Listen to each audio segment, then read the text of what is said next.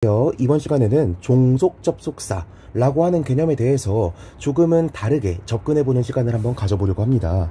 자, 우선 제가 여기 빨간색으로 적어놨죠. 제가 지금 설명드릴 내용은 절대 공부를 하시는 수험생 분들에게 도움이 되는 내용은 아닙니다. 절대 아니에요. 편입, 공시, 수능, 그 어떤 공부에도 도움이 되는 내용은 아니고 그냥 흥미 삼아서 들어봄직한 내용을 제가 풀어나가 볼 생각이니까 관심 있으신 분들만 한번 들어보시면 좋을 것 같습니다. 우선은요, 우리 종속 접속사라고 하는 개념에 대해서 뭐라고 배우셨죠? 우선 종속 접속사라고 하는 건 접속사의 일종이라고 배우셨을 겁니다. 접속사라고 하는 건 크게 두 가지로 나뉜다. 어떤 거? 등위 접속사와 종속 접속사로 나뉜다.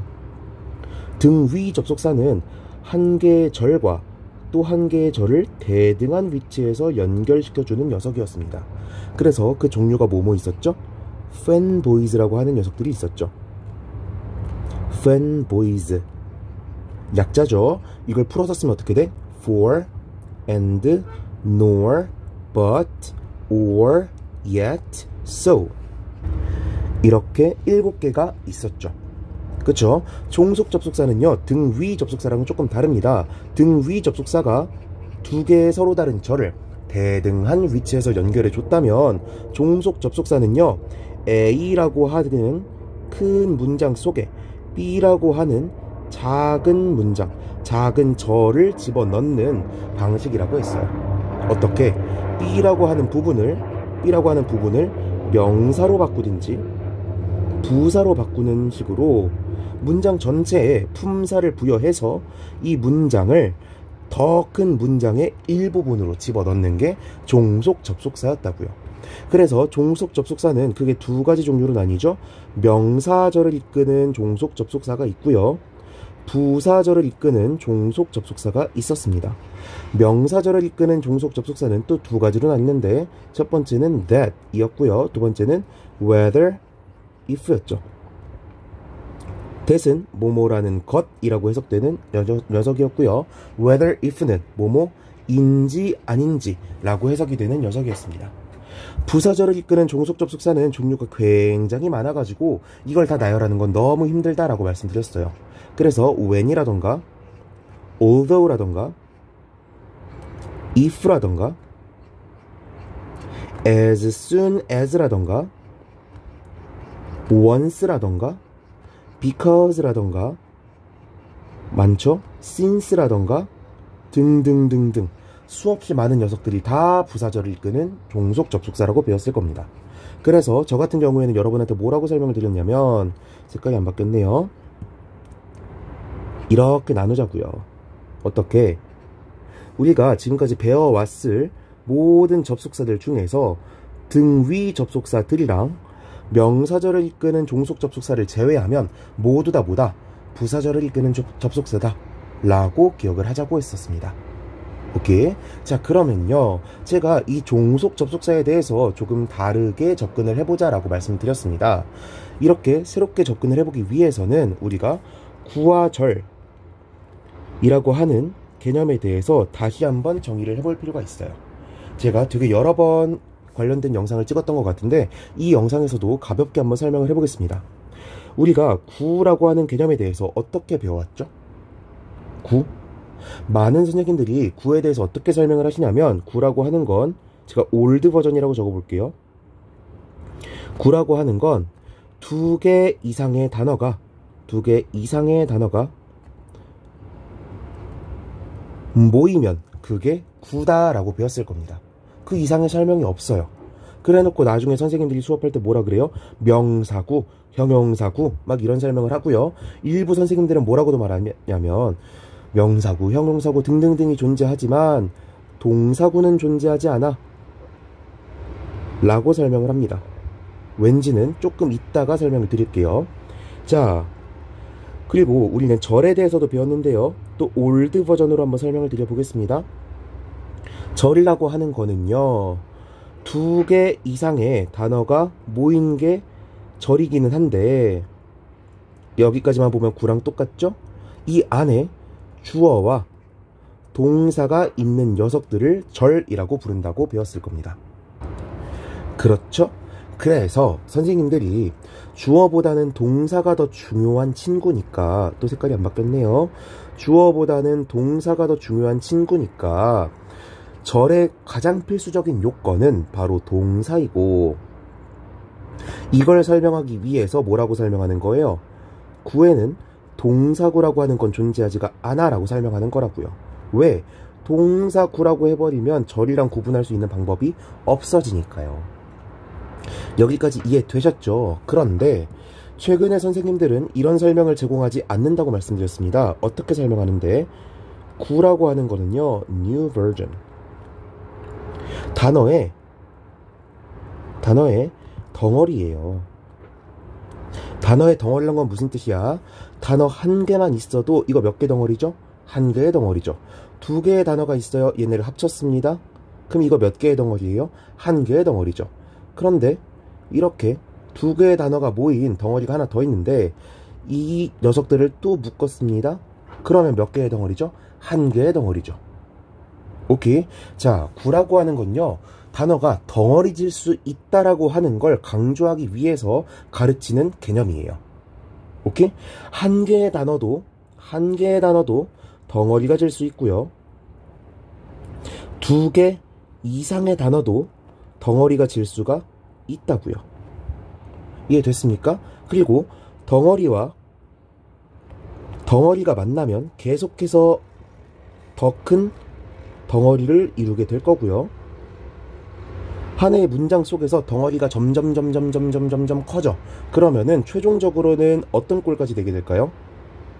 절도 일종의 덩어리가 될 것이고, 절들이 모여져서 만들어지는 문장도 일종의 덩어리가 될 거라고요. 다르게 말하면 절이라고 하는 것도 일종의 구고요. 문장이라고 하는 것도 일종의 구라고요. 오케이?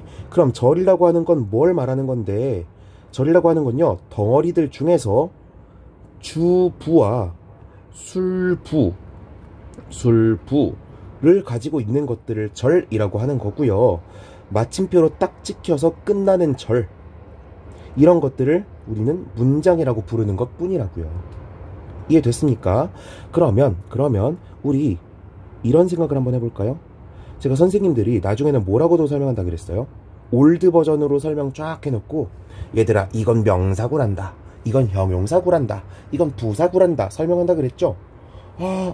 두 개 이상의 단어가 모이면 구가 되는 건 배웠어.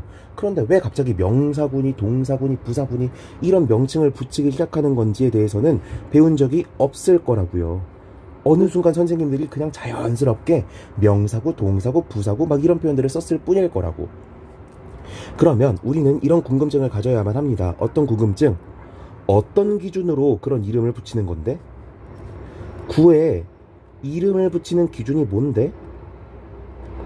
붙이는 기준이 뭔데?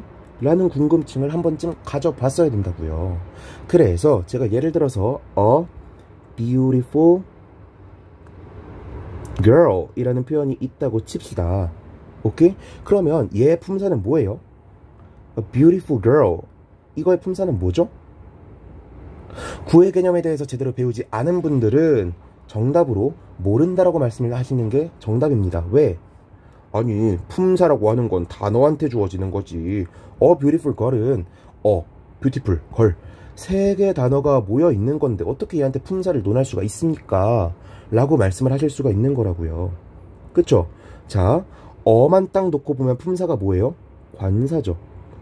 beautiful만 놓고 보면 품사가 뭐예요? 형용사죠. girl만 놓고 보면 품사가 뭐예요? 명사잖아요.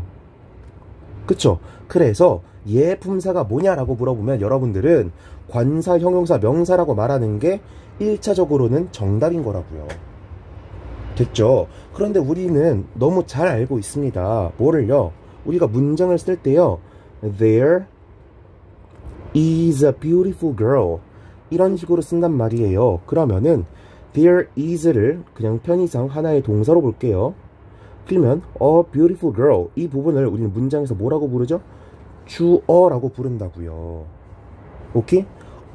beautiful, girl, 얘네가 각각 서로 다른 단어임에도 불구하고 우리는 얘네가 마치 하나의 단위인 것처럼 얘를 주어라고 묶어서 부른다고요. 오케이? 그러면 우리는 이 순간 구의 특징에 대해서 하나 배울 수가 있는 겁니다. 뭐를요?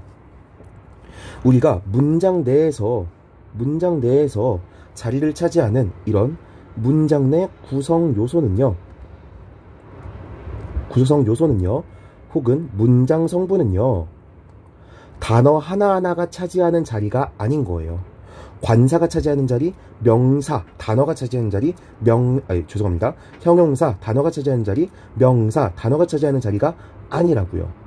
문장 내 구성 요소는요, 구가 차지하는 자리인 거예요.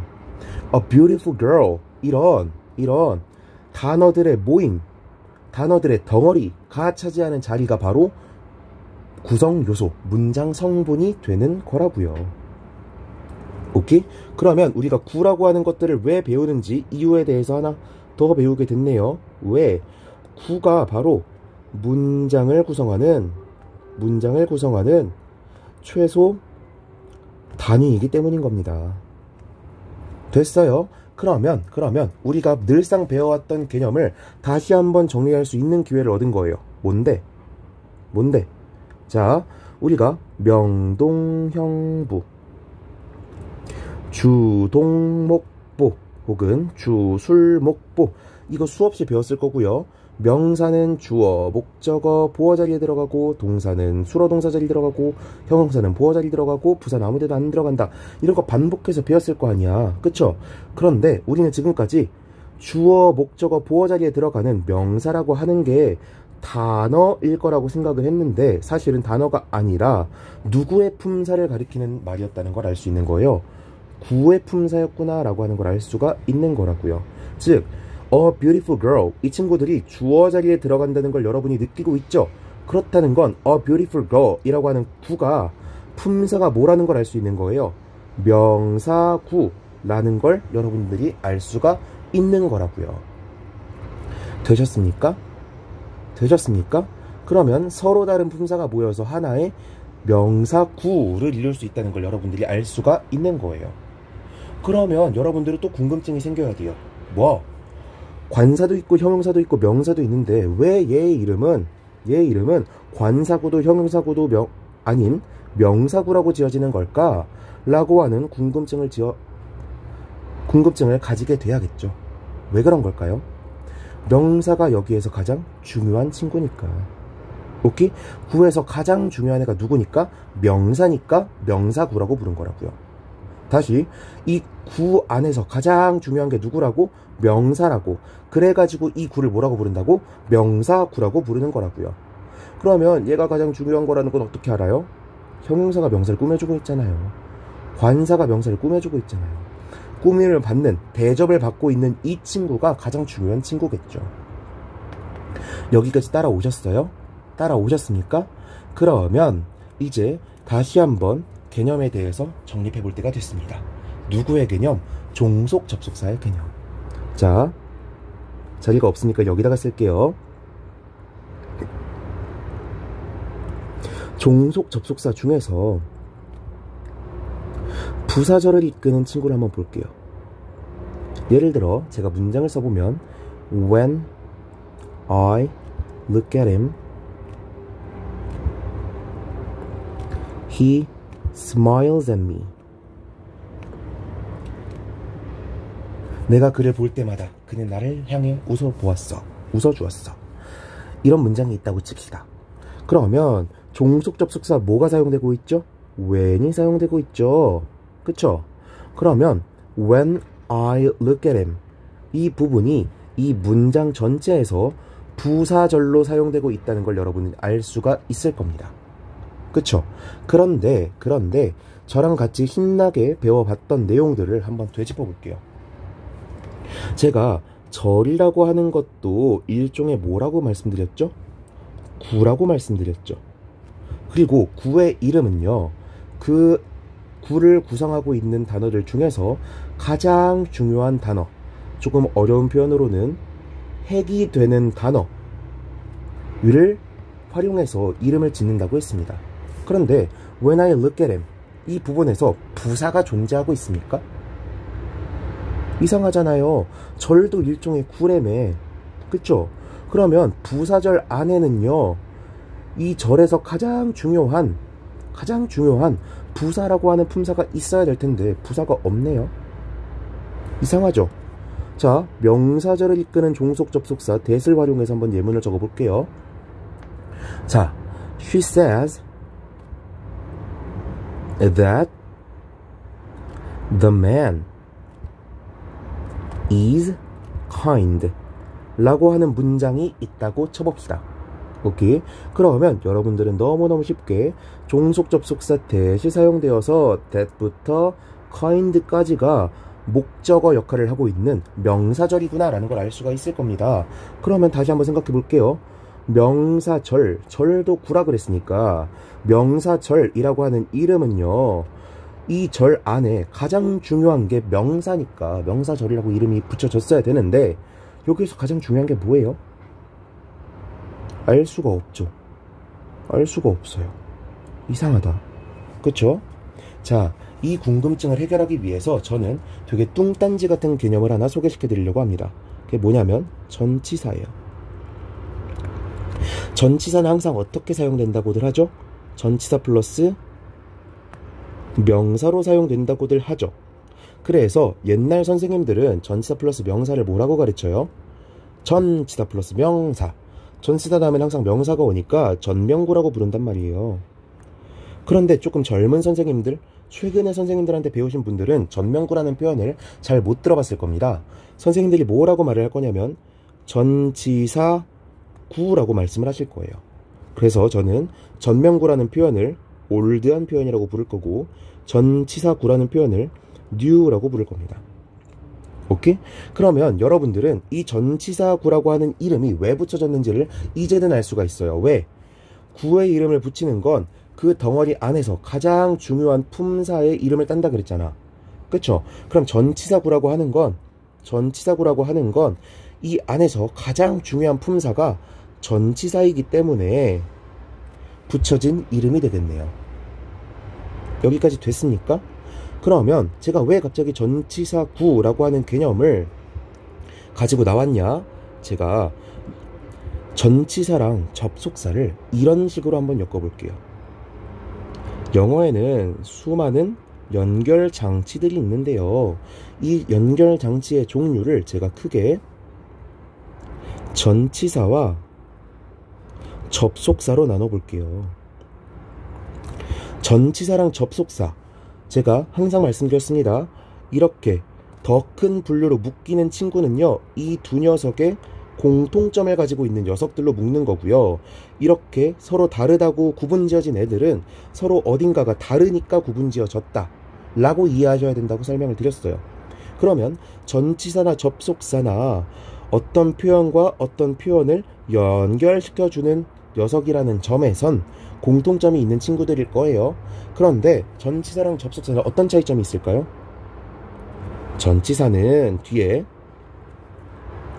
명사가 따라오는 친구고요. 접속사는 뒤에 절이 따라오는 친구잖아요. 이런 차이가 있을 뿐인 녀석들이라고요. 오케이? 그러면 이제 보니까 생김새가 그렇게 달라 보이지가 않아요. 전치사는 뒤에 명사를 달고 오는 애고요. 접속사는 뒤에 절을 달고 올 뿐인 애라며. 그쵸? 그쵸? 이런 애들을 저는 크게 묶어서 연결장치라고 불렀는데 좀 이상해. 사로 끝나는 애들을 묶어주려면 얘도 사여야 될 것 같지 않아요? 그쵸? 이걸 뭐라고 부르면 좋을까? 제가 대안적인 분류를 한번 제시해 볼게요. 어떻게? 짜잔. 전치사. 이름부터 앞에 위치하는 품사란 뜻이잖아요. 전치사의 종류를 제가 이렇게 나눠 볼게요. 뒤에 명사를 달고 오는 애, 뒤에 절을 달고 오는 애라고. 오케이? 그래서 뒤에 명사를 달고 오는 애가 전통적으로 전치사라고 분류해 오던 친구들이고요. 뒤에 절을 달고 오는 친구들이 전통적으로 접속사라고 불려오는 친구들인 거라고요. 오케이? 저는 근데 이 분류를 사용하지 않고 뒤에 명사를 달고 와도 전치사, 뒤에 절을 달고 와도 전치사라고 구분을 하겠다고요. 됐습니까? 그러면 이런 식으로 이름 붙일 수 있겠죠. 명사를 이끄는 전치사, 절을 이끄는 전치사. 됐습니까? 그리고 명사를 이끄는 전치사는 형용사류로 사용되기도 하고 부사류로 사용되기도 한다 라고 말씀을 드릴 수 있을 거고요. 저를 끌고 오는 전치사는 죄송합니다.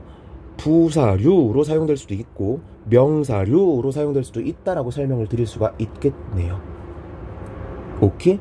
그러면 자, 제가 지금 종속 접속사를 앞으로는 뭐로 보겠다? 전치사로 보겠다고 했습니다. 그러면 부사절이라고 하는 표현은 틀린 표현이 되겠네요. 뭐라고 부르는 게 옳은 거예요? 전치사 구라고 부르는 게 옳은 표현이겠죠. 오케이? 왜? 가장 중요한 품사인 전치사가 이끌고 있는 구잖아요. 덩어리잖아요. 얘도 명사절이 아니라 뭐라고 부르는 게 적합할까요? 전치사 구라고 부르는 게 더 적합하겠죠. 왜? 대시라고 하는 전치사가 이끌고 있는 덩어리잖아요. 됐습니까? 물론 명사절에는 이 설명을 사용하면 안 된다고 설명하시는 선생님들도 많지만 일단 새로운 개념을 소개시켜 드린 김에 이 새로운 개념으로 모든 걸 설명시켜 드리고자 이렇게 풀어가는 거라고요. 됐습니까? 오케이.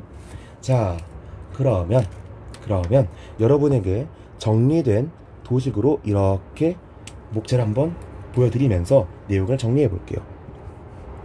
지금까지는 종속 접속사의 개념을요, 부사절을 이끄는 녀석과 명사절을 이끄는 녀석으로 계속해서 배워왔을 겁니다. 그런데 문제가 뭐라고요? 부사절이란 이름이 붙여졌음에도 불구하고 문장 내에 부사가 없어요. 명사절이라는 이름이 지어졌음에도 불구하고 문장에서 가장 중요한 친구를 명사라고 보기가 어려웠다고요. 그런데 우리가 전치사구라는 표현을 한번 살펴보니까 전치사구, 전치사 플러스 명사 중에서 가장 중요한 게 누구? 이걸 이끌고 있는 전치사. 그래서 우리는 이름을 뭐라고 부른다? 전치사구라고 부른다. 그러면 우리가 종속 접속사라고 하는 녀석들이 종속 접속사 플러스 절일 뿐이라는 점에서 우리는 뭐라고도 볼 수 있겠다. 종속 접속사가 그냥 전치사일 뿐이었을 수도 있지 않을까? 그리고 뒤에 나오는 게 절일 뿐이었던 게 아닐까? 그러면 얘는 일종의 전치사구가 돼야 되는 거 아닐까?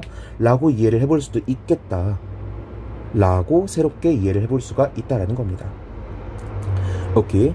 이번 수업은요, 제가 서두에서 말씀드렸던 것처럼 공부에 도움이 되는 내용은 절대 아닙니다. 시험에 도움이 되는 내용은 절대 아니에요. 그런데 여러분들이 이런 식으로도 접근을 해볼 수가 있겠다라는 걸 소개시켜 드릴 수가 있을 것 같아서 이렇게 영상을 한번 찍어 보았고요. 이 영상을 다 듣고 나서 시간 날렸다 라고 생각하시는 분이 없기를 바랄 뿐입니다.